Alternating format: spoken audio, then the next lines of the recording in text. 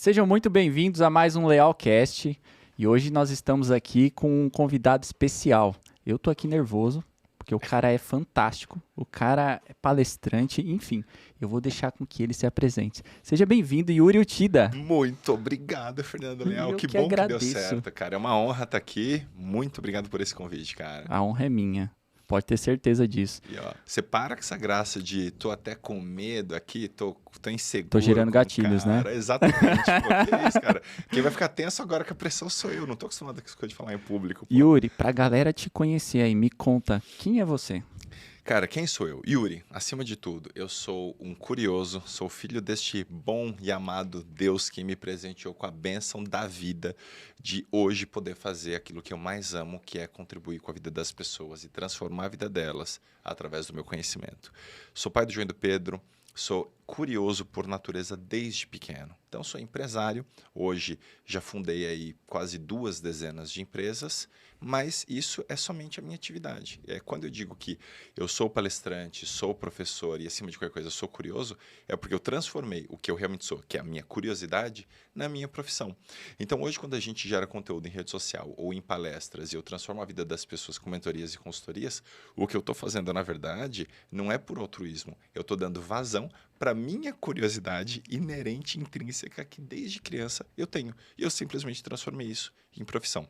Mas hoje eu sou neurocientista comportamental e uso isso nas minhas palestras de vendas para transformar a vida de empresários. Que animal. Vocês entenderam, né? Por que eu tô com medo aqui? E apaixonado por café, gosto muito, então fiquei muito feliz com esse aqui que você trouxe pra gente, fantástico. Vamos agradecer aqui, Rogério, Jéssica, muito obrigado a essa parceria com o It's Café. Você que não conhece o It's Café, eu vou deixar aqui na tela um QR Code para que você possa acompanhar e conhecer esse café gourmet maravilhoso. Muito obrigado, It's Café. E ó, eu nem sabia que, não conheço o pessoal ainda, mas já estou lisonjeado, agradeço muito por esse café, porque, como eu estava te falando, eu gosto muito de viajar, gosto muito de adquirir cultura, sou um cara muito curioso. Depois de ter conhecido 35 países e degustado bebida... Caramba, 35, Yuri. 35 países, é. Que animal. E assim, eu vou te contar um pouquinho depois da minha história de onde eu saí, porque quando eu falo de 35 países, hoje eu falo 4 idiomas. Com certeza, você é herdeiro. Exato. Cara, herdeiro, teve sorte, playboy e tal. E não, cara, eu vim de favela, de quebrada, de periferia. Então, Para, Yuri. aí quem veio hoje com gelzinho, de terno aqui, bonitinho pro podcast, fala, imagina, impossível. Você não fala, mano? Exato. Eu falo pra cacete, cara. Eu falo muito mano. Eu falo, mano do céu. Eu tenho um amigo que me zoa muito. Ele fala, Yuri, quando eu ouço alguém falando mano do céu, me vem a sua imagem na cabeça. Porque realmente eu tenho alguns caquetes ainda da minha época de periferia que eu falo, é minha vida passada. Aquele Yuri, em alguns aspectos, teve que morrer para um Yuri empresário e palestrante nascer. Isso é um dos princípios que eu falo na minha escola, já entramos nisso. Mas, voltando no café, depois de ter conhecido 35 países e tomado café em muitos lugares, como eu estava te falando antes, na Itália, na Colômbia, na Indonésia, experimentado melhores chás e cafés do mundo, esse aqui posso dizer que tá fantástico. Então, obrigado por Muito obrigado, It's Café. E a gente tem um presente, vai direto para sua casa. A gente vai mandar para você umas amostras do It's Café. Eu não consegui trazer porque, graças a Deus, o It's Café tá bombando e eles esgotaram a entrega deles. Eles fizeram parcerias com o Graal agora. Show. E acabou o estoque. Você vê, né? A gente Ficou tudo. É problema bom, né? Eu acho que quando a gente fala muito sobre negócios e vendas, Fernando, as pessoas ficam procurando como vender mais, como ganhar mais dinheiro, como fazer mais negócio. Primeiro, seja muito bom naquilo que você faz. Sendo muito bom naquilo que você faz, você não tem que vender. As pessoas compram de você. Quando você me falou do seu último negócio, que você abriu e está com a agenda cheia até o fim deste mês, por que isso aconteceu? Estratégia, soube lançar, tem credibilidade, tem autoridade, sabe fazer. Aí, claro, você vai precisar vender, se posicionar, comunicar às pessoas. Mas quando você reúne tudo isso, você não precisa desesperadamente vender. As pessoas compram. Hoje, você vê, a gente está gravando esse podcast de manhã. Antes de estar aqui, eu já tive fechamento de uma mentoria e uma palestra. Hoje de manhã. Que legal. Eu comecei o dia com as 2 seguintes mensagens. Yuri, bora começar o dia com boa notícia. Tal palestra, a proposta está aprovada, pode mandar o contrato, estou mandando Pix hoje. Olha que delícia. Que café da manhã maravilhoso. Eu vendi essa palestra com uma ligação, cara, de 7 minutos. Você entendeu? Então, Top. quando você é bom e está posicionado e entendeu o que você muda na vida do teu cliente, você não precisa desesperadamente vender. As pessoas compram. Mas Quando... convenhamos, né? O seu know-how, quem que não quer você como Muito palestrante, né? obrigado, meu amigo. Muito Não, é obrigado. sério, é sério. Não é porque eu tô na sua frente, não. Mas você é bom, cara. Muito obrigado. Olha, eu acho que assim, a gente tem que normalizar, Fernando, a coisa do você ser bom, saber que você é bom e receber elogio. Então, eu acolho, recebo e agradeço. Porque a gente vive, cara, numa cultura no Brasil que é feio você ter sucesso, que parece que é Verdade. feio você ser bom. Cara, você tem lá 10 empresas, sucesso, você já teve faturamentos X, mudou a vida de tantas pessoas. E alguém fala, pô, Fernando, você é muito bom em tal coisa, me ensina como fazer milhões das minhas empresas e gerir dezenas ou centenas de pessoas. Não, Yuri, veja bem, bondade sua. Não, irmão, não é bondade sua, não. Você é bom e você faz algo diferente do que a grande maioria das pessoas faz. Então, saiba acolher isso, porque eu acho que a gente sofre no Brasil de uma síndrome do vira-lata, em que você ser um cara bem-sucedido, bom, competente, reconhecido, parece que é feio. Né? A gente, às vezes, está vivendo uma cultura meio de que assim, o importante é competir. Não, irmão. Se importante fosse competir, a Olimpíada não dava medalha, você não ganhava prêmio em dinheiro. O importante é sim ganhar. Top. Nem sempre você vai ganhar. Muitas vezes vai ter alguém melhor, mais inteligente, mais rápido, mais eficiente que você. Mas entre para ganhar e não para competir. Né? É Eu isso. ensino muito isso para meus filhos o tempo todo. É isso. E eu gosto muito de uma frase que você fala. Pra galera, a gente vem de culturas, né? Sim. E esses ensinamentos de anos e anos e anos dos nossos pais, tios, amigos, do nosso ecossistema, né? Que a gente nasce. Aquele lance do obrigado, não precisava. Abomino isso, cara. Eu vi você falando isso em um podcast, eu falei, cara, que animal. Porque são detalhes simples, né? E a gente vai já entrar na neurociência. Show. Mas são detalhes simples que vai mudar a sua vida. As pessoas, elas ficam procurando termos milagrosos, né? Ah, o que vai fazer me tornar um milionário? Cara, às vezes ressignificar momentos da sua vida, palavras, atitudes, ações, né? Sim. Você já me fez ressignificar umas 3, da hora que a gente deu um oi até agora aqui, né? Que honra. Porque é natural. É o fluxo natural, né? Poxa, não precisava, você acha que está sendo humilde, né? E a humildade não tem nada a ver com isso. Não tem nada a ver com isso. Eu acho que humildade é você não ser soberbo, é você não ser prepotente. E vamos lá na etimologia da palavra, como bom professor de línguas que sou. Adoro. Ser prepotente é você querer ser potente previamente, antes de você poder. Então imagina assim, Fernando. Eu não tenho dinheiro para alguma coisa, eu não tenho capacidade para alguma coisa, mas eu quero desempenhar alguma função. Eu estou sendo prepotente. A gente geralmente liga a prepotência a ser metido, que no fim das contas é isso. Pô, eu sou soberbo, eu sou metido, eu sou prepotente, eu não tenho capacidade, potência, capacidade financeira muitas vezes para alguma coisa, mas eu quero comprar um carro, eu quero desempenhar uma função, eu quero parecer alguém que eu não sou. Eu sou prepotente. Isso é diferente de ser humilde. Quando eu sou humilde, eu sou bom no que eu faço, eu sei que eu sou bom, mas eu sou simplesmente realista. Eu não sou soberbo, eu não sou metido, eu não ando com o nariz empinado, mas quando você me diz, Yuri, você é muito bom nisso, Fernando, você é espetacular nisso, obrigado. Eu acolho com humildade, mas com senso de realidade, porque eu sei quem eu sou. A gente precisa ter essa nossa identidade muito bem alinhada, porque senão falam besteira da gente, isso pode subir para sua cabeça, ou falam besteira para você e você se coloca num lugar abaixo do que de fato você é. Então eu acho que a gente tem que tomar muito cuidado com essas coisas que falam a nosso respeito quando você não sabe o seu tamanho. Então, realmente, nós somos treinados na nossa sociedade, na nossa cultura brasileira, para sermos cordeiros no mau sentido. Medíocres, né? Medíocres, exatamente. Sermos subservientes, obedientes de uma forma ruim. Eu acho que você ser, por exemplo, temente a Deus, respeitar a autoridade dos seus pais, honrar autoridades e hierarquia na sua empresa, isso é muito saudável. Saber o seu lugar e saber o seu tamanho naquele momento da sua vida.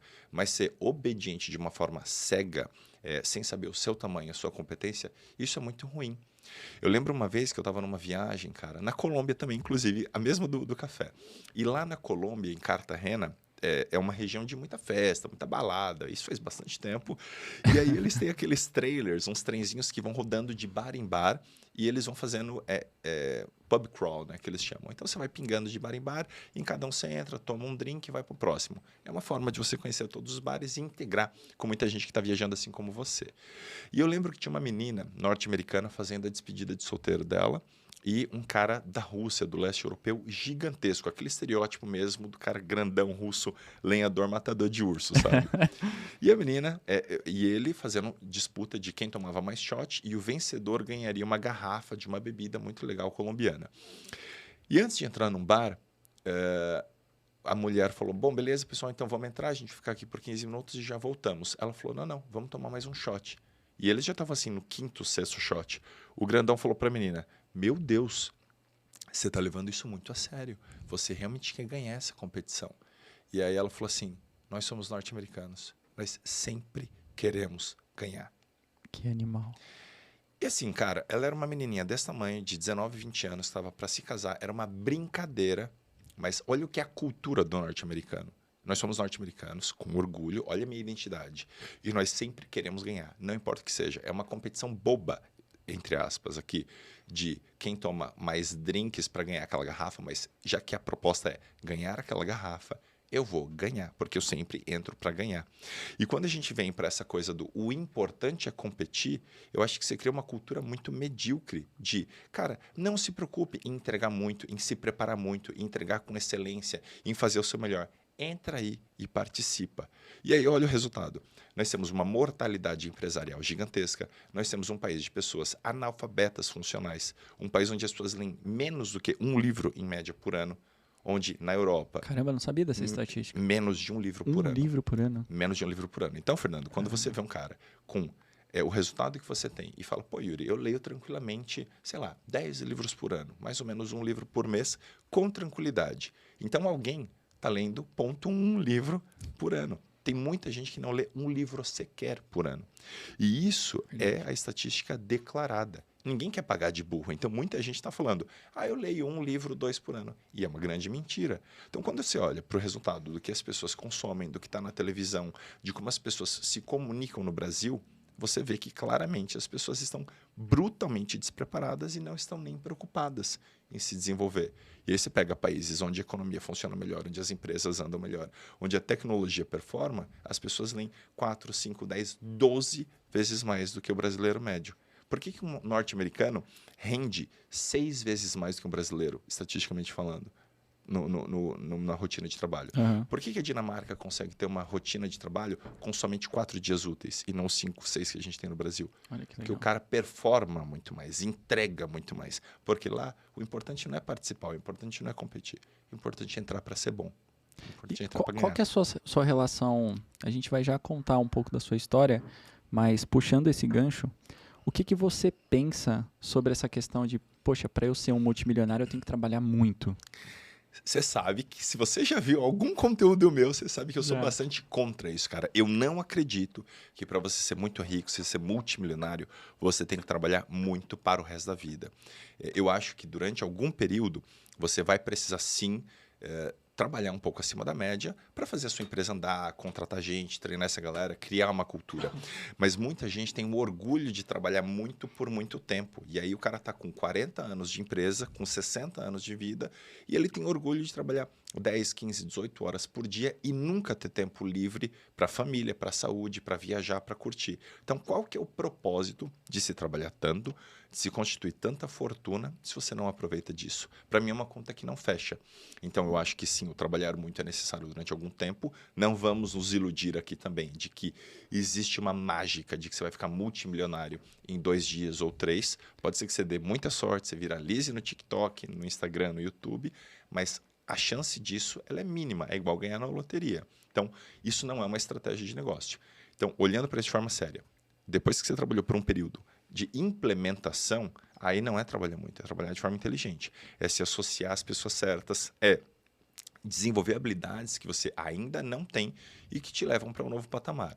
Se só trabalhar de forma mais intensa funcionasse, você ia ver que o pedreiro é multimilionário, porque ele trabalha pra cacete. Verdade. Ele trabalha arduamente de sol a sol, num desgaste físico gigantesco. E quantos pedreiros multimilionários você conhece?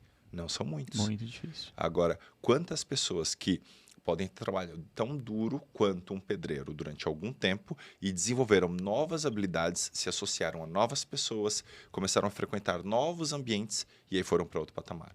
Eu falo muito sobre um princípio lá na minha escola, Fernando, que é a ambiência. A gente fala muito sobre estar no lugar certo, conhecer as pessoas certas. E sim, isso faz sentido para a nossa evolução. Mas a ambiência é estar no ambiente certo, conhecer as pessoas certas, mas na frequência certa. O que eu quero dizer com isso?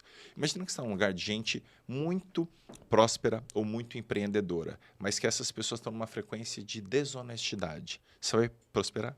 Nem a pau. Não vai. E se você não é uma pessoa desonesta, você não vai conectar, não vai dar liga naquilo ali. Você viu só, a gente se conheceu num evento. E no Sim. fim do evento a gente bateu um papo ali de 5 minutos. E o santo bateu pra caramba. Putz, cara, que cara legal, que não sei o que, eu quero falar de negócios com você, eu quero que você no meu podcast, você também vem no meu, porque estávamos numa mesma frequência. Então, quando você encontra pessoas certas, com objetivos comuns, mas na frequência certa, você criou ambiência. E aí a coisa funciona. Hoje, se você não tem resultado, possivelmente você está frequentando lugares ruins, você está se associando a pessoas que não te levam para um novo patamar, que te façam crescer em aspecto nenhum, ou você está operando numa frequência ruim, abaixo do que você poderia. Você tem que trabalhar o teu merecimento, alinhar a tua identidade, mas alguma coisa está batendo fora aí. Esse lance de frequência é bem legal, porque eu não sabia denominar isso até agora. Mas se a gente parar para pensar, poxa, você é o cara das palestras. Então, Sim. eventos na sua vida é constante. E quando você está num evento, eu vejo muitas pessoas nos eventos que eu vou, que elas consideram o palestrante, a pessoa que está no palco, um ídolo. E ela quer porque quer acessar aquele ídolo. Até aí, beleza, essa ânsia. Só que as pessoas não entendem que se ela não estiver na frequência certa, e eu não sabia essa palavra até agora, mas se ela não estiver na frequência certa, não adianta nada. Nada. Imagina que nós ganhamos 5 mil reais por mês. Uhum. Então a gente está ali num patamar médio da vida. E eu vou acessar um empresário que ele fatura 100 milhões de reais por mês. Qual o assunto que eu vou ter com esse cara? Não tem, porque vocês operam em frequências diferentes. Exato. E acho que quando a gente fala disso, Fernando, é bem importante esclarecer que não é porque o cara ganha 100 milhões e você 5 mil que ele é melhor que você. Não é sobre isso que a gente está falando. Não. Mas vocês operam em frequências diferentes. Essa pessoa enxerga coisas, sabe coisas, frequenta lugares que talvez você ainda não esteja preparado, você ainda não tem competência. Então não seja prepotente de achar que você pode viver as mesmas coisas. Ainda não pode. Você ainda precisa de preparo, de muita expansão para chegar lá. O que eu quero dizer com expansão? Vou te dar um exemplo lá do meu passado, então, contando essa trajetória. Eu te falei que eu nasci em Guarulhos, bairro de periferia. Quebrada, um lugar chamado Bairro dos Pimentas. Você ouvia Racionais? Então, a galera da vizinhança era só Racionais e tal. E é engraçado que toda vez que eu tô em palestra, principalmente em São Paulo e Grande São Paulo, eu falo assim, não, porque eu vim num lugar chamado Bairro dos Pimentas. Eu sempre ouço na plateia a galera fazendo assim, vixe! Exatamente. Porque hoje eu tô com 41 anos, era um lugar extremamente perigoso, gente muito boa, gente muito honesta, mas por ser um bairro afastado. 41 anos, Otiga. 41 anos, cara. Mas eu tenho algum pacto com a genética, com Deus, com o universo aqui. Eu não vou nem falar nada, eu vou nem falar a minha idade, que eu vou passar vergonha aqui. A minha mulher, ela me Eu trabalho em carvoaria, viu, gente? Por isso que rodou com o pneu murcho. A minha mulher óleo. ela falou assim, cara, você é um cara que, assim, você não pode ter muito amigo, cara. Você cultiva o ódio das pessoas. Mas tudo isso aqui deve-se a muita assistência que eu tenho da galera que me ajuda. Mas você não cuidava tanto da saúde assim, né? Não cuidava. Eu tô com 41 hoje, parecendo muito mais novo do que eu parecia com 31. Muito mais. Por quê? Olha para isso, cara. O cuidado que a gente tem com nós mesmos, autocuidado, passa muito pelo nosso merecimento. Você já viu aquela coisa que fala assim, nossa, fulano foi ganhando mais dinheiro, foi ficando mais jovem, foi ficando mais bonito? Claro, porque com mais grana você pode acessar mais procedimentos, mais cuidado, reposição hormonal, creme, botox, o que quer que seja para tua cara. Mas também passa por um outro aspecto que a gente nem sempre olha, o nosso merecimento. Quando o teu merecimento é baixo, você se alimenta mal, você não cuida da sua saúde, você dorme mal, você ingere uma porrada de coisa ruim, álcool, cigarro, drogas, açúcar. Então você se trata muito mal. Naturalmente, se você não merece se cuidar, não cuidar desse templo que é o teu corpo, você vai ganhar dinheiro? Também não vai. O teu merecimento está baixo, então você não merece um relacionamento legal, você não merece amor, carinho, dinheiro, respeito, honra. Você não merece. E o teu corpo vai refletir isso. Por que geralmente a nossa leitura de uma pessoa bonita, uma pessoa num shape legal, essa pessoa tem sucesso? Porque geralmente tudo isso é sistêmico, está integrado. Se eu olho para essa pessoa, ela está com merecimento em dia, as capacidades, faculdades dela alinhadas, geralmente essa pessoa tem saúde física, mental, espiritual, emocional e financeira. Ela vai ter resultado, porque o merecimento dela está alinhado. Então, toda vez que você olha para a sua cama, para o seu despertador, com preguiça de levantar e cuidar da sua saúde, entenda, você está se judiando, você está se tratando mal. Você está falando para você, em outras palavras, de forma consciente ou inconsciente, eu não mereço. Eu não mereço ter saúde, eu não mereço ter longevidade, eu não mereço parecer bonito e, por consequência, talvez eu não mereça sucesso e dinheiro. Isso é legal, porque as pessoas querem... Poxa, eu quero ajudar pessoas, eu quero melhorar a vida de pessoas, mas ela não melhora a dela primeiro. É uma inconsistência, uma incongruência, uma hipocrisia muito doida.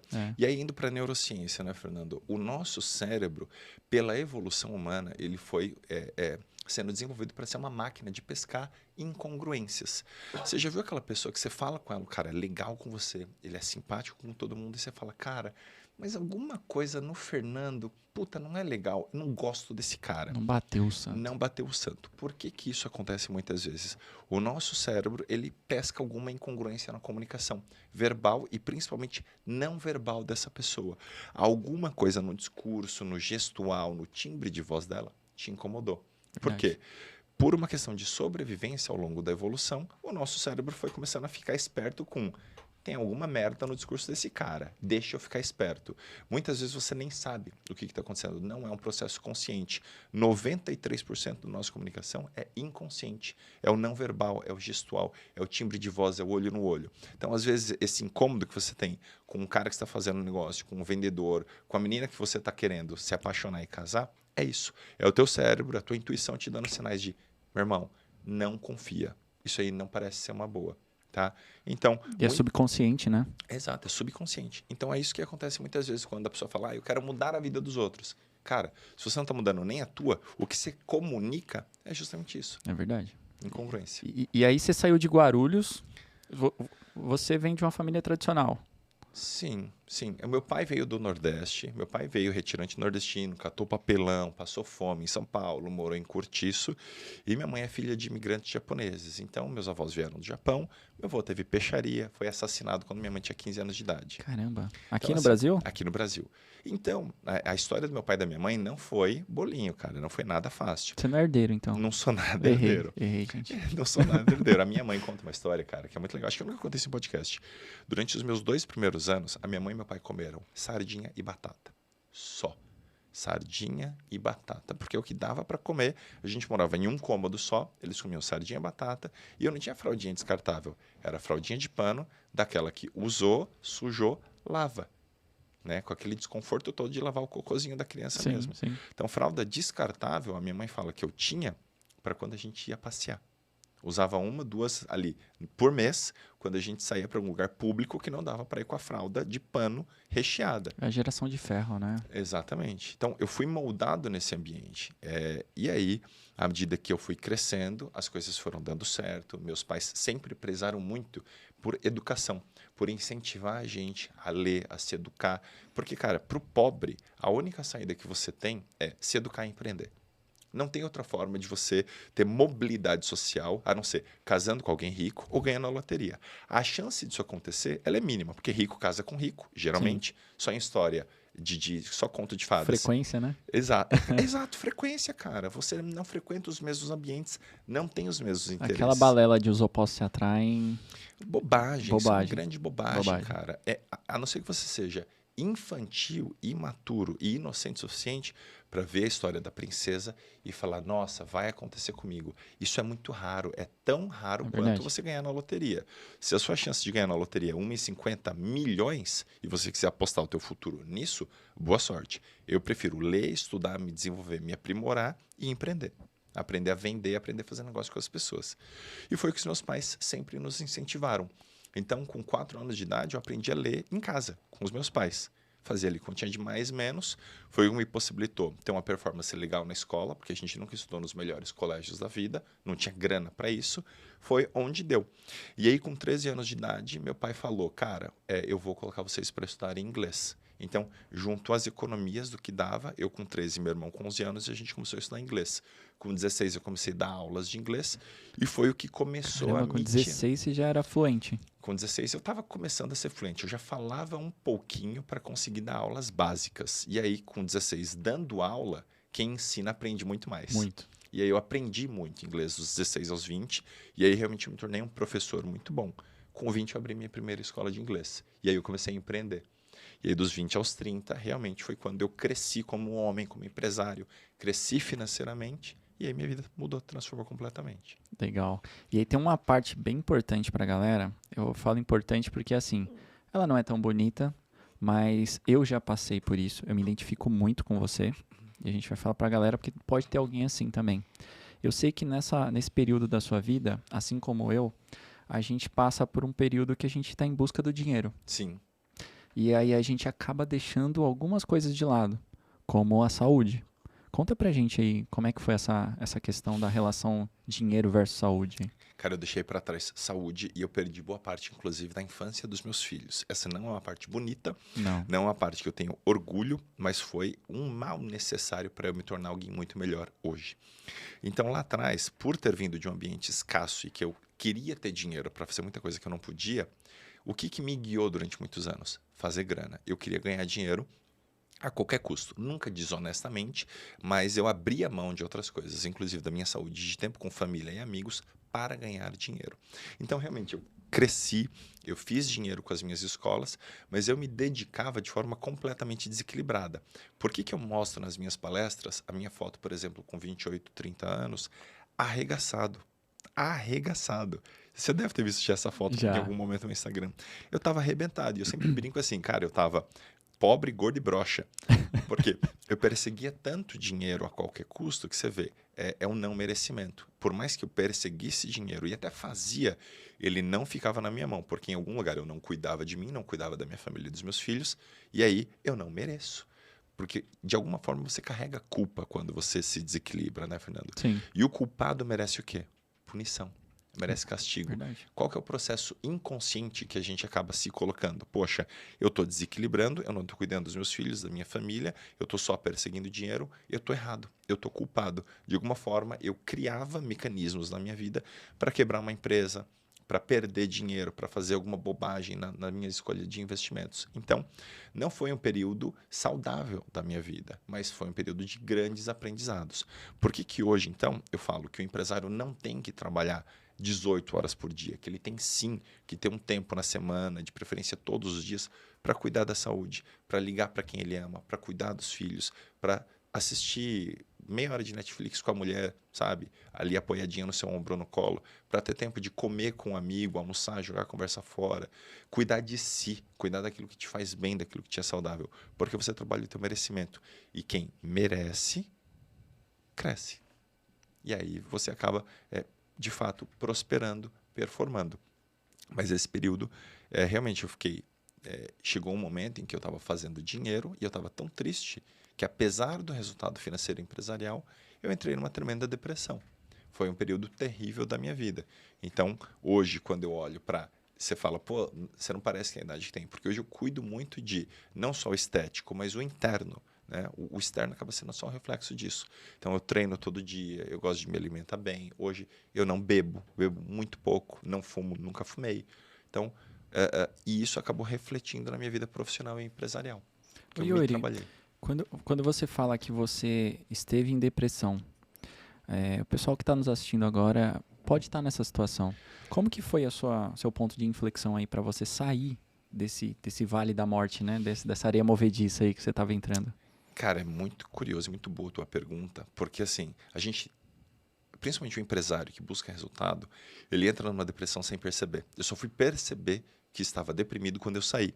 Porque quando você está nesse período, nesse vale da morte, nesse vale das sombras, a gente foge disso, né? É inclusive um mecanismo Eu passei por psicológico. isso. Você também passou por isso? Passei. E possivelmente você entrou em negação. Sim. Não, não é depressão. Comigo? Não. Isso Não, daí imagina, frescura. é... Imagina, eu só tô cansado, eu só tô apático, eu só tô desanimado. É só se eu fizer um pouco mais de grana vai resolver. Se eu abrir uma empresa nova vai resolver. E muitas vezes não é. Mas você acorda e você não tem vontade de sair da cama. Exato. Eu tinha uma completa apatia. Então, Exato. por mais que surgissem oportunidades ou pessoas interessantes no meu caminho, eu não tinha ânimo, cara. Eu não tinha vontade, muitas vezes, de fazer as coisas acontecerem. Então, assim, é apatia completa de, cara, amanhã eu olho para isso. Amanhã eu respondo esse e-mail. Procrastinação total, né? Total, procrastinação total. Então, muitas vezes, hoje, o que a gente está vendo são pessoas dizendo que tem TDAH ou que elas têm algum distúrbio psicológico, comportamental. Quer se rotular para falar assim, não, isso é normal. E não é normal, cara. Eu concordo. procrastino muito. Talvez o que você está chamando de TDAH, talvez o que você chama de uma procrastinação crônica, é simplesmente algum sintoma de um desvio mesmo, emocional, psicológico. E muitas vezes, sabe o que corrige isso? Sono e atividade física. Sono e atividade física. Eu digo, sono, atividade física e água são os melhores remédios que você tem. Verdade. E atividade física, não só para o corpo, mas atividade física para a mente. Porque as pessoas às vezes falam assim, poxa, eu não consigo me concentrar, eu não tenho hiperfoco, eu não consigo... Cara, você lê? Você exercita a sua mente? Ah, não, eu li um livro quando eu tinha 14 anos na escola porque eu fui obrigado, li lá Cinderela, sabe, uma historinha. Cara, você pegar em comparação a grandes CEOs, os caras leem mais de 52 livros por ano. Um por semana ali, ó. Por semana, batido. Então, a atividade física, ela não é só do corpo, é da mente também. Tudo é treino, cara. Tudo é treino, né? A repetição, ela é a mãe do aprendizado. Quando você foi aprender português, você falava, eu consigo. Aí seu pai e sua mãe falaram assim, não, filho. Até hoje eu falo, às vezes. Às vezes a gente fala uma coisa ou outra errada. E como que a gente aprende certo? Alguém te corrigindo e repetindo certo, repetindo certo. Muitas vezes as pessoas falam, que o erro é o caminho do sucesso. Não, cara, o acerto é o caminho do sucesso. Né? A gente erra e alguém te corrige. Você só vai, de fato, aprender e melhorar quando você acerta. Então, você precisa repetir alguma atividade inúmeras vezes até você acertar. E foi assim para aprender idioma, foi assim para você aprender matemática, foi assim do primeiro ao 10º, ao 100º podcast que você fez. Nós vamos aprimorando ao longo do processo. E aqui é a mesma coisa. Só que se o cara não começa, não treina, não se permite, você nunca vai ser bom. E o que te pescou? Sabe, você teve algum mentor, alguma pessoa que você se espelhou, alguém que te ajudou, ou não? Foi tipo assim, acordou um dia e falou, cara, eu preciso sair dessa merda aqui e vou mudar. Eu tinha um inconformismo natural de não gostar de onde eu estava, de querer alguma coisa diferente, mas eu tive inúmeros mentores ao longo da vida, Fernando, e meus pais foram os meus primeiros mentores. Pensa assim, a minha avó, para você ter noção, ela chorava quando ela via enchente na televisão. E não é por causa da desgraça, não é por tristeza. Ela chorava de ver tanta água, porque ela passou muito período de seca no Nordeste. Então ela falava isso. A primeira vez que eu vi ela chorando, vendo enchente na TV, eu não entendi. E eu falei, nossa, avó, por que você está triste? Ela falou, não estou triste. Eu estou feliz de ver tanta água, em abundância, porque ela foi privada disso muito tempo da vida. Então, vendo a desgraça que minha avó e meus pais passaram, e eles podendo nos dar uma vida melhor, e sonhando com coisas ainda melhores, isso me inspirava de alguma forma. Eu nem sabia que isso era o que um mentor fazia, né, na época, mas eles foram meus primeiros mentores. E aí, à medida que eu fui começando a trabalhar, eu sempre fui me inspirando em pessoas que tinham resultados diferentes do meu. Então, eu fiz engenharia durante, né, a minha primeira formação foi essa, engenharia civil, e na época eu olhava os engenheiros que tinham uma rotina que eu não gostava, os caras que eram infelizes na profissão, os caras que não ganhavam dinheiro, os caras que não tinham casamentos funcionais. E, pô, eu não quero seguir o caminho desse cara. E eu via caras muito satisfeitos com a profissão, felizes, que tinham tempo livre com a família, que viajavam. Pô, o que esse cara faz diferente da grande maioria? De novo, na época, eu não sabia que isso era um processo de mentoria, mas eu sentava para almoçar com eles e ficava perguntando, como é que você decidiu na vida, na carreira, por que você seguiu esse caminho e não aquele? E ao longo da vida inteira, eu fui fazendo esses processos de ir me mentorando com pessoas do meu convívio que me inspiravam, que estavam no próximo patamar, e com mentores que eu sequer conheci. Pessoas em livros, biografias. né? Então, eu fui sempre seguindo modelos de alguém que já tinha chegado onde eu ainda não estava. Ah, que legal. E aí, hoje, quando a gente olha para o que acontece no mundo digital, o que o YouTube nos permite, o que um podcast desse nos permite, que é ter acesso a conteúdo, 20, 30 anos atrás existia. É verdade. Era em livro. Então, foi onde eu comecei os meus processos de mentoria, conversando com pessoas que estavam onde eu queria chegar e livro, pegando a biografia de quem já fez. Top. Então você estava com 4 empresas, você estava ali infeliz, você estava com aquela sensação de que você tinha que sair daquilo, começou a buscar esse movimento e aí você saiu das empresas, né? Foi, na verdade, eu tinha, desculpa, mais do que 4 empresas. Eu tinha as 4 escolas e quando eu falo que eu estava infeliz, não me entenda errado. Eu estava muito grato por muito do que eu Sim. alcancei, por muito do que aquelas minhas escolas me proporcionaram, pelas portas que aquelas pessoas me abriram. Mas já não me fazia mais sentido. Você Já não estava completo, né? não estava completo, já não atendia mais o que eu queria. Eu sentia que eu podia contribuir muito mais com as pessoas, com o mundo, não só com aqueles meus alunos. E ali eu me sentia relativamente fechado no mundo que não tinha mais muito para onde ir. Foi quando eu quis vender tudo e vir para o digital, aumentar a escala do meu trabalho. Mas eu tinha as escolas e, em paralelo, eu fui abrindo quiosque de shopping, uma loja de não sei o quê, uma administradora financeira. Eu fui abrindo outros negócios, experimentando. Fui vendo que muitos deles não tinham nenhuma relação comigo, era só negócio pelo negócio, dinheiro pelo dinheiro. E fui vendendo, fui fechando. Alguns quebraram porque eu não tinha nenhum alinhamento com eles. Mas as escolas foram os meus negócios principais. Em algum momento eu falei, cara, eu posso mais, eu quero ir além, eu vou vender. E aí realmente eu fiquei um tempo programando a minha sucessão, treinando gente para isso, negociando a minha saída, vendi as escolas e aí eu tive um tempo para pensar, pô, legal, agora o que eu posso fazer da minha vida? E é uma coisa que eu trabalho muito com os meus mentorados, né, Fernando? Eu sempre digo pro cara assim, se você pudesse escolher absolutamente qualquer coisa hoje, o que você faria de graça? E geralmente as pessoas não têm uma resposta para isso. Quando você acha a resposta do o que você faria até de graça, você achou algo que tem paixão, algo que tem verdadeiro propósito naquilo que você faz. E quando eu fui me responder isso, eu entendi que o que eu fazia até de graça era isso aqui, ó, conversar e ensinar. Ensinar. Eu amo, cara, amo ensinar. Eu fui professor a minha vida inteira. Comecei como professor de inglês, o papel de pai, do bom pai, é ser um bom professor, Sim. é ser um bom mentor. E o que eu fiz a vida inteira com os meus amigos? Era ter um papo de um lado motivação e do outro de instrução. Eu tenho um amigo hoje que ele é um dos principais engenheiros do CERN, aquele colisor de partículas que existe ali na Suíça e na França. E ele é um cara completamente desacreditado quando ele começou a fazer engenharia elétrica. Ele fala, Yuri, nem a minha mãe acreditava, nem meu pai acreditava, Onde ele está hoje? nem eu acreditava. E você enxergava coisas que eu ainda não enxergava em mim. Hoje eu dirijo o meu Tesla, que era meu sonho. Hoje eu trabalho na maior obra da engenharia humana e eu realizei o sonho que ninguém na vida imaginou que era possível. Porque você foi meu mentor quando a gente tinha 19 anos de idade. Né? Hoje a gente tem a mesma idade. É um dos caras que eu mais admiro ter como amigo hoje. E eu, olhando isso em retrospecto, comecei a entender que, pô, o que eu sempre fiz pelas pessoas foi isso. Educar, instruir, mentorar. Isso é o que eu faria até de Já era graça. natural, né? Já era natural. Então, transformar isso numa profissão e monetizar e crescer foi relativamente fácil e natural, porque aqui eu estou na minha zona de superpoder.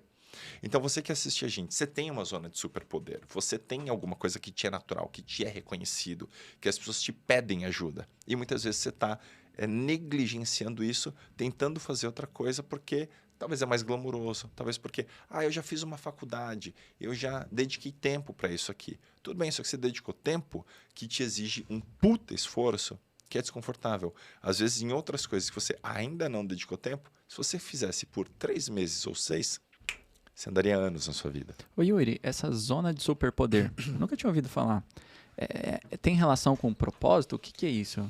Tem relação com o propósito e tem relação também com o funcionamento do nosso cérebro. Tem um cara chamado Howard Gardner, ele é um pesquisador e ele fala sobre as inteligências múltiplas e são diversas. Você já viu pessoas que têm uma habilidade interpessoal muito boa, gente que tem uma habilidade linguística, de comunicação muito boa, pessoas que têm um pensamento lógico, matemático, espacial muito bom, um atleta tem uma inteligência cinética de movimento muito boa. Então, cada um de nós tem talentos e inteligências diferentes. Isso é o primeiro indício do seu superpoder. Qual que é a minha inteligência mais desenvolvida? Comunicação. Por que que hoje eu sou um palestrante? Por que que hoje eu sou um comunicador? Por que que eu falo 4 idiomas com facilidade? Porque se você falar meia hora de russo comigo, eu vou começar a pescar meia dúzia de palavras com você. Eu fiquei uma semana na Rússia com meu irmão, que também tem uma capacidade linguística excepcional. Uma semana depois, a gente começou a sacar palavras, expressões, tal, em russo e entender algumas coisas escritas. Então, você tem alguma capacidade que naturalmente já te é mais desenvolvida. Quando você associa isso a paixões que você tem, a mudança que você quer gerar no mundo, cara, você encontrou o teu propósito, você encontrou a sua zona de superpoder. Que animal. A questão é que a grande maioria das pessoas negligencia isso, porque nós seguimos o manual de sucesso de outras pessoas. Então, alguém te disse que, sei lá, ser publicitário, ser advogado, ser engenheiro era a melhor coisa. E aí você segue o caminho de outra pessoa e não aquilo que mais te faz sentido. Pensa aqui, ó, minha mãe é funcionária pública. Falar para minha mãe que você quer empreender é quase que uma afronta, é quase que um desaforo. Então, quando eu comecei a empreender, minha mãe me achava maluco. Você tá recolhendo FGTS, filho? Filho, mas como é que você vai aposentar? Mãe, nem você e nem mais ninguém vai se aposentar dependendo da FGTS. É mãe. verdade. Então, para minha mãe, fazer isso aqui que eu faço é uma loucura. Trabalhar de final de semana viajando o Brasil palestrando, para ela é uma loucura. E na minha cabeça, depender do governo e da FGTS, na pirâmide socioeconômica que a gente tem no Brasil Não hoje, faz sentido. não faz o menor sentido. É uma loucura. Mas se eu fosse pelo manual de vida da minha mãe, eu jamais empreenderia. Então, muita gente hoje está insatisfeita na própria carreira, com as próprias finanças, no próprio relacionamento, porque ela está seguindo o manual de vida de outra pessoa. Mulher com 30 anos tem que estar casada e com filho. Homem com tal idade tem que ter um carro e tem que ter uma casa. E aí, às vezes, a gente segue algumas recomendações que não nos fazem o menor sentido, mas fez para alguém e você só copiou. Então, quando você começa a se questionar, entender quem você é, qual que é o seu superpoder, o que te faz sentido, onde são as suas paixões e o que realmente te dá propósito diário, meu amigo, nada mais te para. Lembra aquilo que a gente falou antes de entrar aqui, de que muita gente vê o cara que tem propósito como workaholic, não é porque é workaholic, para ele aquilo não dá trabalho, para ele aquilo é natural, porque aquilo é leve. Sim. Se você hoje se desgasta muito no seu trabalho, se ele é pesado para você, possivelmente você está operando muito longe da sua zona de superpoder. Verdade. Teve um período da minha vida que todo o ambiente eu falava sobre o negócio que eu estava abrindo. E até o ponto da minha mulher chegar e falar assim, amor, nós estamos num restaurante chique, nós estamos comendo uma comida boa, você está falando de trabalho. Aí eu virei para ela, muitos falariam assim, poxa, desculpa, vamos falar de outra coisa. Eu virei para ela e falei assim, amor, imagina se eu fosse o Michael Phelps, multimedalista olímpico. Você acha que eu estaria falando de alguma outra coisa a não ser de natação? E eu falei, eu tenho essa vertente de que se a gente está entrando em algo, tem que entrar para ganhar. E se eu estou entrando para ganhar, eu tenho que respirar aquilo. É isso. E isso, para mim, não é ser workaholic. É normal. É o normal. É porque eu não consigo não pensar naquilo. Eu não consigo, dormindo no banheiro, tô tomando um banho, tô comendo, tô tomando café, a gente tá aqui num podcast e eu tô lembrando daquilo. Sim. Eu tô vivendo aquilo. Isso pra mim é normal. O que nos leva a uma coisa, deixa eu fazer um parênteses isso aqui, Fernando, porque quem tá ouvindo ou assistindo a gente agora, eu acho que vale a pena se questionar. O que é o teu normal? O teu normal é falar sobre bobagem da TV, o teu normal é falar sobre negócios, dinheiro, BBB. sobre BBB, sobre fofoca da vida alheia, porque se isso é o seu normal, o teu resultado vai ser esse, cara, o mundo é causa e efeito. Se eu estou plantando semente de melancia, eu não vou colher laranja. Então, se eu estou plantando fofoca na minha mente, no meu dia a dia, é isso que eu estou cultivando, o que eu vou colher lá na frente?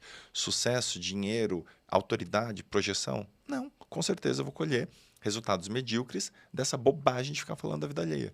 Sabe que uma vez, cara, o meu porteiro no prédio falou assim, Yuri, sabe que o pessoal tá falando de quem vai na academia? Eu falei, não, eu não quero saber, não me diz respeito. Não, Yuri, mas aqui, amigo, é algo que eu preciso saber, que muda na minha vida, ou que eu fiz de bobagem, que pode dar problema no condomínio. Não, é que falaram. Então, para. Se começou com é que falaram, sabe o que fulano disse? Meu irmão, não me interessa. Mas, Yuri, e quando dizem de você?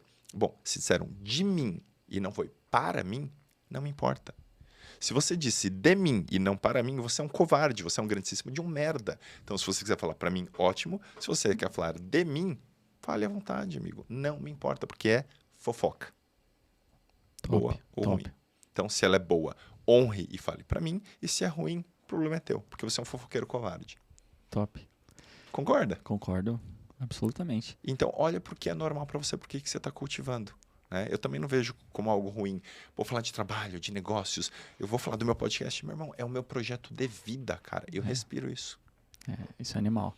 E você tá com podcast, né? Exatamente, estou com podcast. Como que é o nome do podcast? O Egrégora Cast. Qual que é a vertente lá? Cara, é assim, o que é uma egrégora? Egrégora é um grupo de pessoas em sinergia, numa mesma frequência, com objetivos em comum. Egrégora é o nome da minha imersão presencial que eu faço com a Letícia, com a minha mulher, que justamente nós trabalhamos isso. Todo o lado comportamental, identidade, mentalidade, nos comportamentos que fazem as pessoas terem performance e sucesso, e toda a parte de negócios, gestão e vendas, que é a parte que eu mais trago para esse negócio.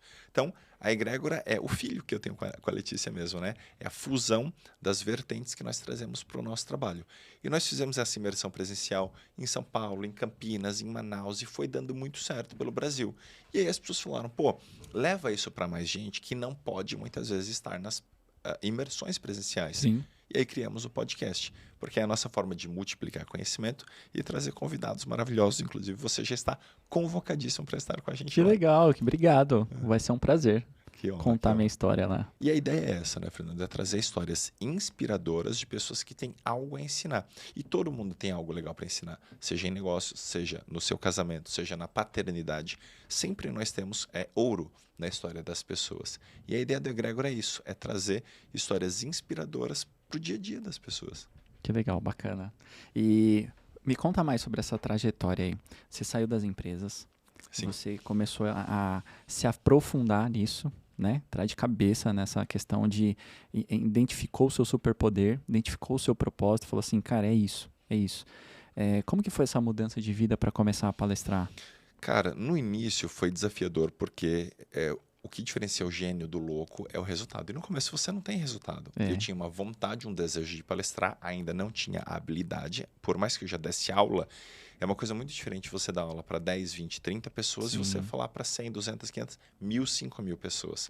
Então, no início, eu tinha, claro, alguma insegurança. As pessoas tinham insegurança sobre mim. Eu ainda não tinha resultado comprovado. E aí eu comecei a estudar. Né? Sobre comunicação, sobre como falar com o público, sobre como falar de improviso, sobre coaching, PNL, hipnose. Então, fui estudar de tudo isso, me preparar um pouco.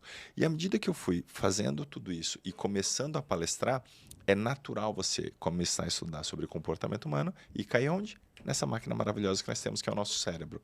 E comecei a estudar informalmente sobre neurociência. Livros, revistas, artigos, até que eu me deparei com uma pós-graduação e falei, cara, preciso me aprofundar. Fiz a minha pós-graduação, né, em neurociência comportamental, independente de MBA, em gestão, em marketing, empreendedorismo, que é algo que eu já tinha por ser apaixonado por negócios, eu fui estudar neurociência comportamental.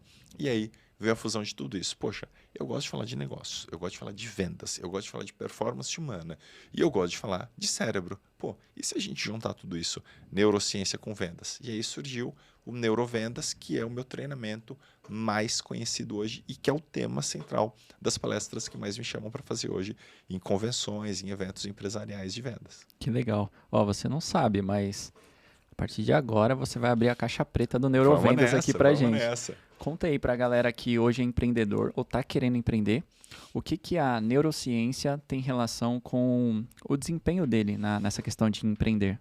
Tudo, cara, porque pensa o seguinte, Fernando, a gente está aqui conversando. De alguma forma eu estou te vendendo alguma ideia, eu estou querendo te persuadir de acreditar naquilo que eu estou falando. Toda vez que você está convencendo seu filho a tomar banho, a escovar o dente, convencendo a sua mulher a passar férias em um lugar, convencer o seu sócio a investir em alguma coisa, convencer o seu cliente de que aquilo que você faz é o melhor que existe no mercado, o que nós estamos fazendo? É um trabalho de vendas. Você está vendendo uma ideia, um produto, um serviço, você está persuadindo alguém.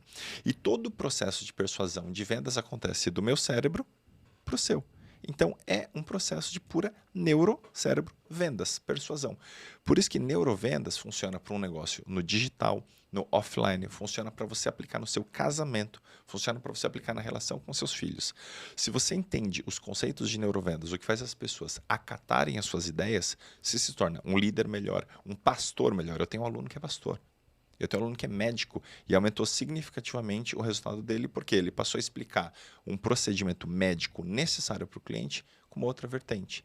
O que a grande maioria das pessoas faz é explicar dentro daquilo que é importante para ela. E aí eu sou chato, eu sou uma fonte de informação só. Eu virei uma página do Google.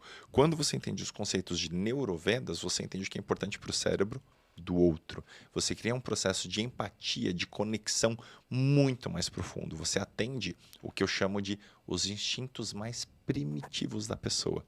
Todos nós somos guiados por alguns instintos básicos, primitivos, de sobrevivência e de prazer. O teu cérebro está o tempo todo buscando, Fernando, viver melhor.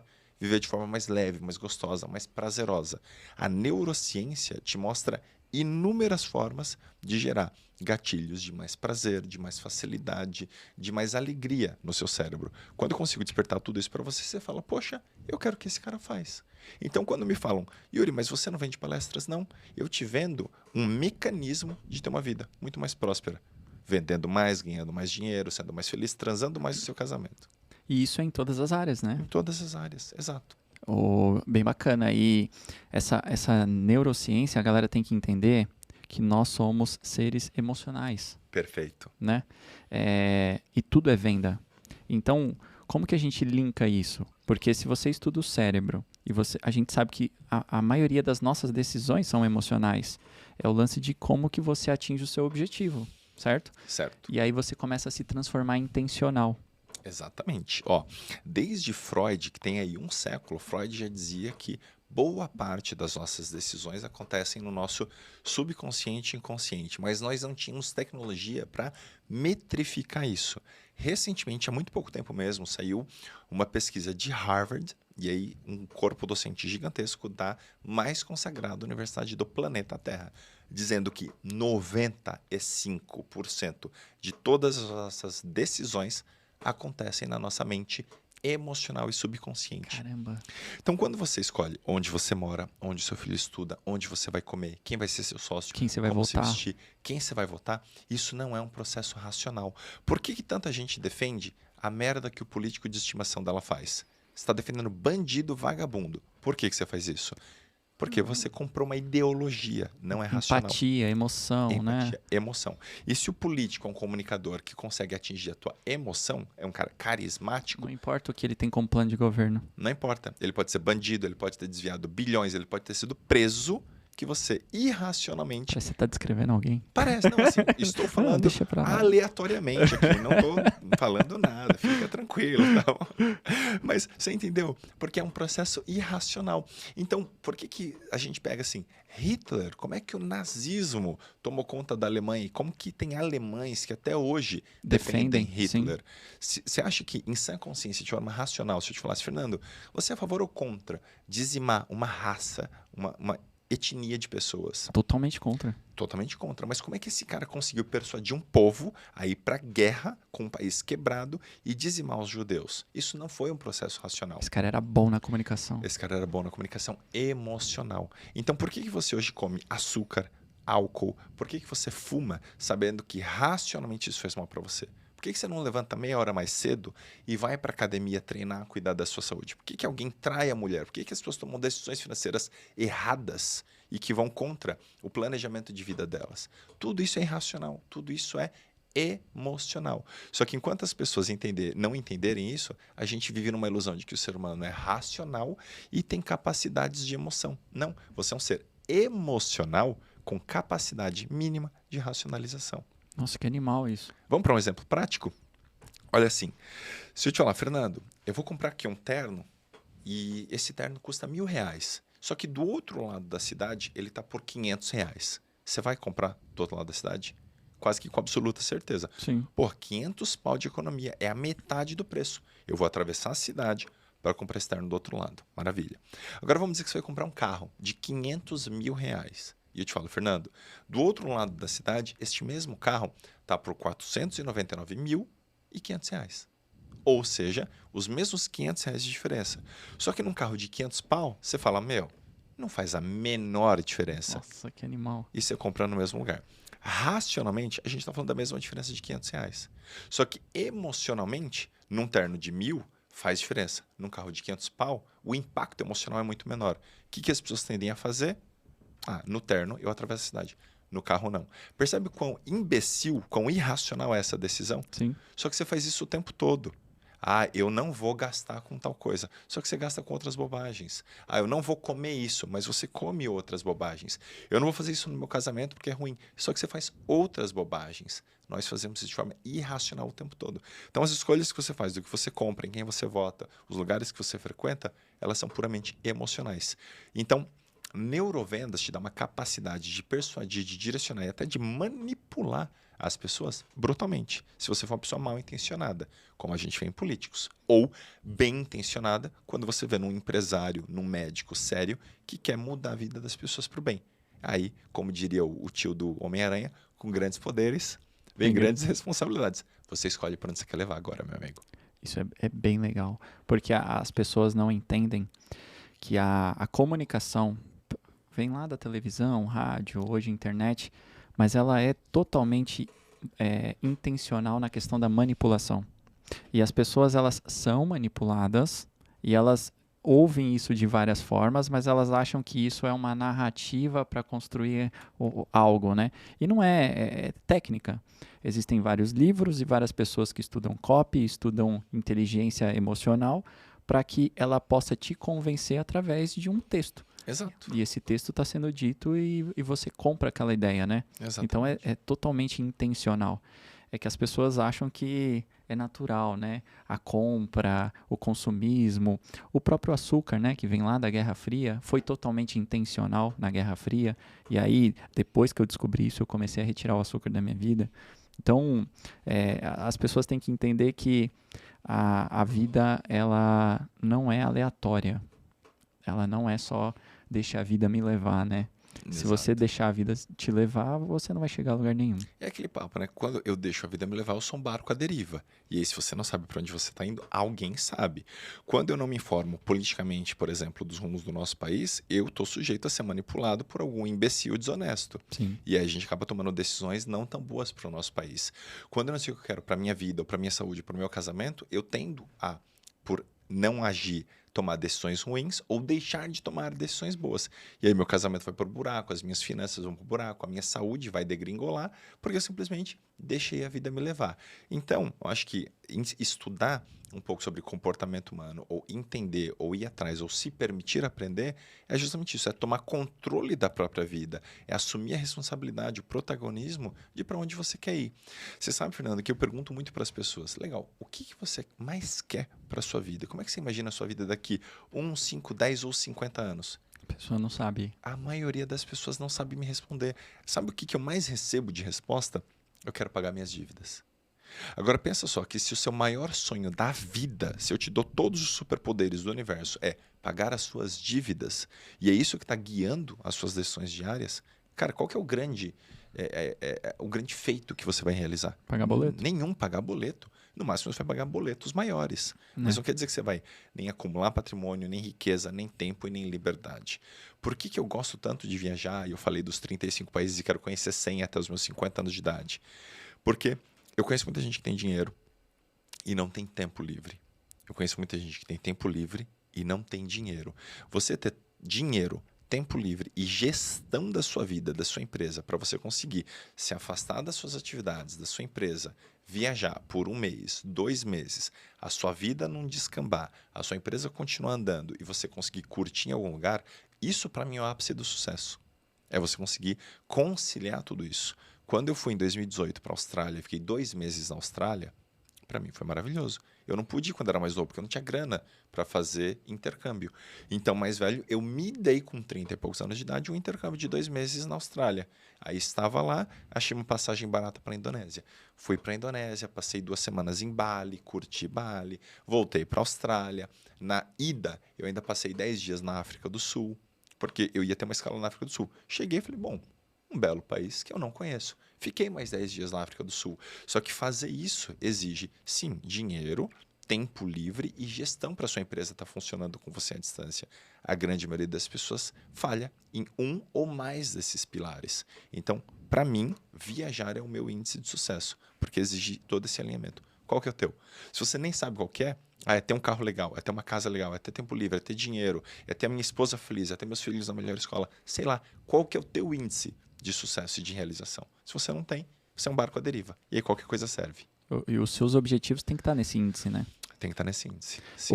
Você falou das emoções e você falou desses gatilhos que alteram essas emoções, né? Sim. O quanto hormonalmente, né? Porque tem essa questão do corpo também, né? Muito. Porque se você falou que 95% das nossas atitudes tem a ver com a emoção, então isso tem a ver também com o nosso corpo, né? Ou esses disparos desses hormônios. Explica pra galera essa relação do corpo e mente aí. Completamente. Vamos lá. Pensa assim, por que a atividade física faz tão bem e por que eu gosto de fazer de manhã? A atividade física libera muita coisa positiva no seu organismo. Dopamina, serotonina, endorfina, são todos hormônios de prazer, de bem-estar, de motivação. O que é dopamina? É o nosso hormônio, nosso neurotransmissor do próximo passo. Quando você assiste um episódio na Netflix e termina, e você faz assim, meu Deus, o que vai acontecer no próximo episódio? O que acabou de disparar no seu cérebro? Muita dopamina. Eu quero o próximo passo. Quando você está vendo um videozinho no Instagram, no TikTok, e você viu um e você quer ver o próximo, o que é isso? Seu cérebro está recebendo uma descarga muito grande de dopamina. Então você está motivado, você quer o próximo passo, você quer ir além. Quando a gente faz atividade física, o nosso cérebro começa a liberar dopamina, serotonina e endorfina, logo cedo, por exemplo, que é o que eu faço, e você também faz, o que isso faz com você durante o dia de trabalho? Você está motivado, você está se sentindo bem, teu corpo está energizado, você aumentou a vascularização, você diminuiu o cortisol, que é o nosso hormônio do estresse. Naturalmente, seu corpo vai estar o quê? Recarregadíssimo, energizado para produzir muito mais. Agora pensa o contrário. Eu não faço atividade física. Eu já acordo naturalmente com cortisol, que é o hormônio ligado ao estresse, mais alto. Eu não faço nada para reduzir esse cortisol. Eu estou ansioso, eu estou estressado, eu não liberei nada de bem-estar, eu não tenho uma descarga dopaminérgica no meu cérebro. Então, eu não estou ali motivado para o próximo passo. Como é que está meu dia? Apático, broxado, lento. E aí você olha o cara que, teoricamente, devia estar mais cansado, porque ele já fez atividade física a milhão, cocainado. Fazendo nenhuma apologia à droga aqui, sim, tá? sim. Mas assim, você fala assim, meu, o que aconteceu? Onde esse cara tira tanta energia? Ele treinou o cérebro dele para buscar mais, para realizar mais. Então, quanto mais a gente faz, mais o nosso cérebro quer fazer. E essa outra versão da pessoa que não treinou, quando chega no horário do almoço, ela quer descontar na comida. Isso, exato. Porque aí, exatamente, você está tendo um desequilíbrio hormonal. Você quer um pico de dopamina. Você quer um pico de dopamina. E o que vai te dar pico de dopamina? Doce, açúcar, carboidrato ruim, fritura. O que você faz? Come errado. Aí, olha que ciclo nocivo que a gente entra. Eu já estava mal, eu vou comer pior ainda, eu vou me carregar com muito mais gordura, com muito mais alimentos de digestão ruim, eu tenho mais preguiça de treinar, de cuidar da minha saúde, eu vou dormir pior, o meu desequilíbrio hormonal de testosterona e de inúmeras outras coisas também é pior, eu realizo menos, e como é que vai ser meu casamento quando eu chego em casa? Pior, eu não tenho energia para cuidar dos meus filhos, eu não tenho libido para cuidar da minha esposa, e aí você não faz sexo, e sexo aqui sem vulgarizar, sexo é saúde. Sexo é uma necessidade básica e natural do corpo. A gente não está falando aqui de pornografia. A gente não está falando aqui de você desonrar o seu casamento. A gente está falando de uma relação natural e saudável que você tem que ter com a sua esposa. Sim. Se você tem um casamento e você não tem libido em casa, você não tem atividade sexual no seu casamento, casamento, vai dar ruim. Vai dar ruim. Porque sabe aquela coisa, né? Vai ter sexo no casamento, com ou sem você. É bom que seja com você, meu amigo. Então, se você não está tendo esse equilíbrio energético e hormonal, vai dar merda em algum aspecto. Isso daí entra o cigarro também. Quando eu era policial, fui policial há 10 anos. E um pico de estresse altíssimo.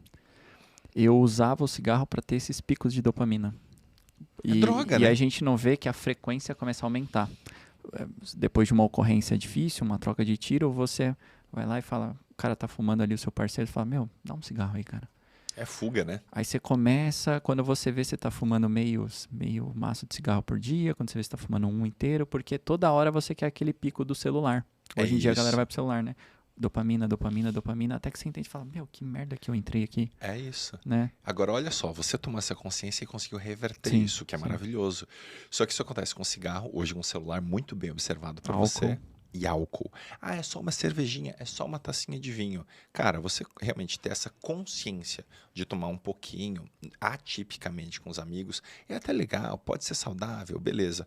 Agora, um vinhozinho, uma cervejinha que vira duas, que vira três, 2, 3, 5 dias da semana, já não é mais saudável, começa a se tornar fuga. É isso, você está precisando de algum pico dopaminérgico, seu cérebro está morrendo, e aí você foge para onde? Para droga. A grande maioria das pessoas, Fernando, não sabe, mas existe um núcleo de prazer no nosso cérebro, sem querer ser técnico, mas o núcleo accumbens, que é o núcleo de prazer do nosso cérebro. Ele acende igualzinho quando ele é estimulado por drogas, por açúcar e por cocaína. Sabia disso? Não. Então, o açúcar acende a mesma região da cocaína no seu cérebro. Ele é tão viciante quanto. Por que para as pessoas emagrecer é tão drástico? Por que a pessoa que faz Ela tem que bariátrica... cortar esse açúcar, né? Porque, cara, imagina assim, você vê uma pessoa viciada em cocaína, você fala, nossa, droga pesada. O açúcar é igualzinho, tá lindo? Igualzinho. Às vezes pior, né? Às Porque vezes tá até pior. muito mais acessível. É legalizado. É. Exato. Então você não daria cocaína pro teu filho, obviamente. Mas você Mas dá você açúcar na mamadeira. entope ele de açúcar, de todinho, de coisa É. horrível pra vida dele. De Coca-Cola, de refrigerante. E aí, ó, a título de até ajuda para quem tá nesse nível, né, de estresse.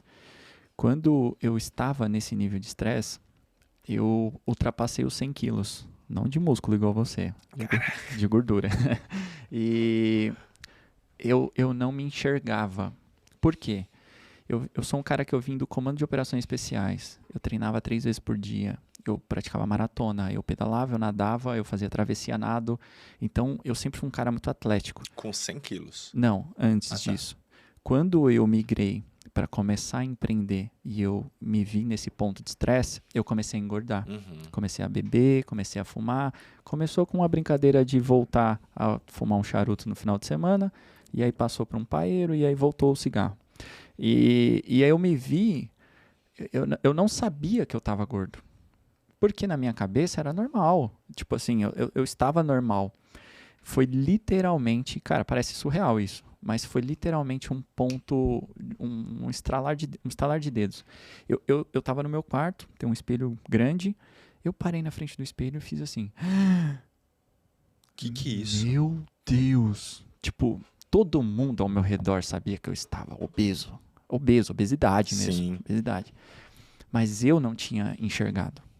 E aí eu olhei, parece incrível isso, porque você fala assim, caramba, você não tinha espelho? Tinha, mas eu não conseguia enxergar isso. E aí eu olhei pro espelho e falei, meu Deus. Aí eu chamei minha mulher, falei, amor, vem cá, senta aqui. De verdade, não mente. Eu tô gordo? Eu não me via gordo. Olha isso, cara. E ela falou assim, amor, desculpa, mas você tá. E aí, cara, eu só saí de perto dela, assim, ó, quieto. Eu falei, que porra que eu fiz com a minha vida? E novo. É novo. E aí foi meu ponto de inflexão. E aí foi, minha filha tinha acabado de nascer, hoje ela tem 8 meses. Foi recente isso, recente, ano passado. Eu olhei pra mim mesmo e falei assim, meu ponto-chave foi, cara, eu era do comando de operações especiais, eu fui força tática, braçal de tático em São Paulo. Eu era atleta. Hoje, se eu estiver no parque e alguém sequestrar minha filha dos meus braços, eu não consigo correr atrás dessa pessoa. Porque eu tava há 3 anos sem treinar. Olha aí. E aí, bebendo, sabe aquela long neck todo Sim. dia? Não, Cheguei, tô uma long neckzinha gourmet, uma cervejinha de trigo, né, um vinho. E aí vai indo. E aí eu me vi nesse ponto. Mas é muito curioso essa questão da neurociência, porque eu não me vi até esse ponto. E aí o quanto que a neurociência pode explicar isso, não sei se você vai saber isso, porque eu acredito que muita gente, ela não enxerga que ela está indo para o buraco. Sim. E quando ela se vê dentro do buraco, ela não sabe como sair. Sim. Olha só o que a gente estava falando agora há pouco, né? Do quanto nós somos emocionais e não racionais. Nós temos vários distúrbios de autoimagem. Quantas vezes você vê a pessoa que ela está bonita e ela se vê feia, a pessoa que está magra e ela se vê obesa, ou o contrário, obesa e ela se vê magra, Sim. acha que está tudo bem. Isso acontece em outras regiões além da área física e estética? Sim. Se você olhar quanto empresário está caminhando para o buraco, ele está tendo demissão, turnover de funcionário, ele não vende, a empresa está falindo e o cara acha que está tudo bem. Acha que se ele, sei lá, fizer um post diferente, vai resolver a empresa. Acha que se contratar um vendedor novo, a empresa vai mudar. Não. Às vezes o problema ele é muito mais profundo. Ele é cultural. Cara, tá tudo errado. Só que as pessoas têm essa visão deturpada mesmo, emocional, por um apego a uma imagem do que elas querem e não daquilo que verdadeiramente é. Você não queria ser um cara obeso, não queria ser um cara que estava sem saúde, mas a gente não se permite enxergar isso por um apego emocional a alguma situação que você está vivendo. E aí não é racional. A mesma coisa acontece nas nossas finanças, na nossa racional. empresa. Quando a gente chega em casa, no casamento, a esposa não fala bom dia, boa tarde, boa noite. O cara não tem relação, não tem troca, não tem intimidade. Quantas pessoas sabem que o filho está com as companhias erradas, talvez esteja indo para droga, o filho não tem uma abertura, não tem uma conversa, não tem uma relação legal, e a gente não olha para isso com sinceridade, com verdade.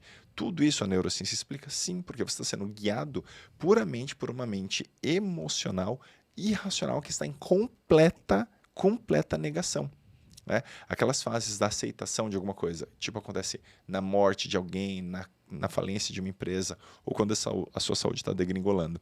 Primeiro estágio é a negação. Você tem um problema e você está completamente, de forma infantil mesmo, apático pro problema. Apático, negando. Não, imagina, minha empresa não está indo para merda. Imagina, meu casamento está tudo em dia. Não está. Então, olhe para isso com verdade. Se você hoje listar as principais áreas da sua vida, empresa, finanças, saúde, casamento, paternidade, de 0 a 10, cara. Se dá uma nota nisso com verdade, entre vocês, não tem que nem mudar para mim nem para Fernando, para você, de verdade, quantas delas você daria 10? Isso é pesado. Porque as pessoas elas não fazem essa autoanálise, né? Não. E você faz isso, faz as pessoas enxergarem esses pontos nas suas palestras, nos seus treinamentos. Me conta mais aí. Você tem uma escola, né? Sim, nós temos a E2AP. A E2AP é justamente a nossa escola, a escola egrégora, né? Esse ambiente para as pessoas performarem e prosperarem. Por isso que vem o nome E2AP. Escola egrégora, o ambiente para prosperar. Essa é a nossa sigla, que pouca gente sabe até do que é. A gente só conta para os alunos dentro da escola. Mas é justamente para isso, para a pessoa ter esse diagnóstico, essa autoanálise, e a partir daí, seguindo os nossos 17 princípios de vida, ela ter uma transformação, uma reprogramação completa da própria vida, para ela ter uma expansão, né, de realidade, de percepção, para ir para onde ela realmente quer. O que acontece? A grande maioria das pessoas não tem esse senso de realidade do diagnóstico, de onde elas estão, e muito menos clareza de onde elas querem chegar. Cara, se eu não sei como é que minha vida tá, e eu não tenho nenhum mínimo sonho do que eu quero para minha vida, eu vou ficar parado, eu vou ficar estagnado. A grande maioria das pessoas não realiza nada, não é por falta de habilidade, competência ou inteligência, é simplesmente porque elas não sabem onde elas estão e para onde elas vão. Se eu falar para você hoje, Fernando, como é que eu chego na praia daqui? Qual praia? Sim. Se eu não sei qual praia e eu não sei onde eu estou em São Paulo, eu não tenho como te guiar. E é a mesma coisa. Quando você vai fazer consultoria com um empresário ou mentorear alguém, eu preciso saber um diagnóstico de como a sua empresa está e onde você quer chegar. Tirar um cara de 0 para 10 mil dá um trabalho, tirar o cara de 10 mil para 10 milhões é um outro nível de trabalho. Sim. Então, o que a gente faz na escola é isso, é ter esse diagnóstico, clareza de onde você quer chegar e, através dos nossos 17 princípios, te guiar para fazer isso. Yuri, mas quanto isso funciona? Cara, eu faço isso toda semana com a minha mulher. Toda semana, na sexta-feira, nós temos a nossa sessão exclusiva para isso. Então, durante a semana, nós vamos anotando pontos de desconforto ou pontos positivos do que foi legal. Então, às vezes, assim, poxa, eu não gosto que eu... Vamos lá, pegar um exemplo aqui. Eu vou escolher uma pizza no final de semana. Algo muito bobo, tá? Uhum. Pegar uma pizza no final de semana. E aí, Lê, você quer pizza do que hoje? Ah, não sei, tanto faz. Então, eu vou pegar de frango. Ah, não, frango eu não quero calabresa. Isso Quem acontece, não passa hein? isso? Acontece o tempo todo no casamento. Aí você fala, porra, que coisa chata, cara. Falou que tanto faz. Eu escolhi, não é bem assim. Ah, isso me incomodou? Incomodou. Pô, não é um negócio que acaba com o teu casamento? Não. Claro que não. Um dia não. 2, 3, 5, quando isso se torna um padrão para escolher a pizza, o carro, as férias, a viagem, o que você vai assistir Netflix todo dia, isso começa a virar um problema. E a grande maioria das pessoas ignora isso. Por nós já termos a nossa mente treinada, porque ela também é treinadora, também é palestrante, então fica muito fácil da gente identificar, pô, isso é um padrão ruim, isso é algo que, se aumentar, vai ser chato no casamento. A gente anota. E na sexta-feira, vamos lá, o que a gente tem de ajuste nessa semana? Ó, nessa situação aconteceu isso, que foi muito legal. Pô, faça mais disso, que para mim foi fantástico, foi maravilhoso. Isso é algo que a gente já conversou e melhorou. Puta, eu adorei. Ou, pô, amor, lembra que a gente falou daquela coisa de, na hora de escolher pizza, tanto faz, eu escolho e você reclama? Isso não é legal. Putz, verdade, né? Fiz isso de novo. Vamos ajustar. Ai, que legal. Só que, cara, quando a gente faz esse ajuste toda semana, e a gente tem um tempo reservado para isso, desapega do emocional, de quando você tá puto da vida, quando você tá quente, que você tá bravo com seu esposo, ela tá brava com você, e aí você traz algumas situações, você desenterra desconfortos. E aí, essa não será uma conversa positiva. Já aconteceu de numa sexta-feira a gente tá cansado, ou a gente não teve um dia legal por alguma razão, e falou assim, vamos deixar a nossa sessão para amanhã? Vamos. Porque nós precisamos estar no nosso melhor recurso emocional e cognitivo para ter uma sessão que rende. Então, se a gente faz isso entre nós toda semana em casa, fica muito fácil de eu ensinar isso para um empresário, para um pai, para um gestor, para um líder. Porque eu vivo isso todos os dias na minha casa. Que animal. E as suas imersões, como é que estão esse ano aí? Já tem Esse data ano pra nós próxima? temos algumas programações. A primeira a gente vai fazer no fim deste primeiro semestre. Queremos fazer aqui em São Paulo. Estou Legal. definindo o lugar. Então você que quiser saber, me segue ali no Instagram, no YouTube, que as pessoas vão ficar sabendo. Fala o seu Instagram aí pra galera. @Yuri Utida. Não sei se vai conseguir aparecer escritinho por aqui. Vamos deixar aqui na descrição. Mas todas as redes sociais, @Yuri Utida, no Instagram, no YouTube, Facebook, LinkedIn, Threads, todas você encontra pelo mesmo nome, até para facilitar aí da galera encontrar. Eu sou muito mais ativo no YouTube, que agora todos os episódios do meu podcast estão indo para lá, e no Instagram, que é onde diariamente eu interajo muito mais ali com a galera. Então, lá você vai ficar sabendo das próximas imersões presenciais e de quando nós abriremos vagas novamente para E2AP, porque não está sempre aberto. Nós abrimos ocasionalmente, cada 2 meses. Tem uma fila de espera, 3. então. Existe uma fila de espera, exatamente. Porque nós queremos fazer sempre o onboard da galera, receber todo mundo e dar uma orientada com todo mundo juntinho ali. Para não ser uma coisa assim largada de simplesmente entrei na escola e consumir conteúdo. Não, a gente gosta de acolher, cuidar bem de vocês. Legal. Yuri, obrigado. Obrigado por todos esses ensinamentos. Foi fantástico para mim entender um pouco mais sobre neurociência. Muita coisa eu vou aplicar para minha vida e pode contar comigo que eu vou estar nessa próxima imersão aí. Que legal, cara, Fernando. Eu que agradeço. Prazer estar aqui. É um prazer estar com vocês. Espero ter realmente contribuído com você, com a tua audiência. Eu sempre dizia para as pessoas que trabalhavam comigo, você está começando a trabalhar comigo agora e quando você sair daqui a alguns meses, você só vai me responder uma coisa. Se você está saindo melhor do que você chegou. Então eu espero que você que está saindo daqui agora esteja saindo melhor do que você chegou e espero ter contribuído com você também nesse sentido.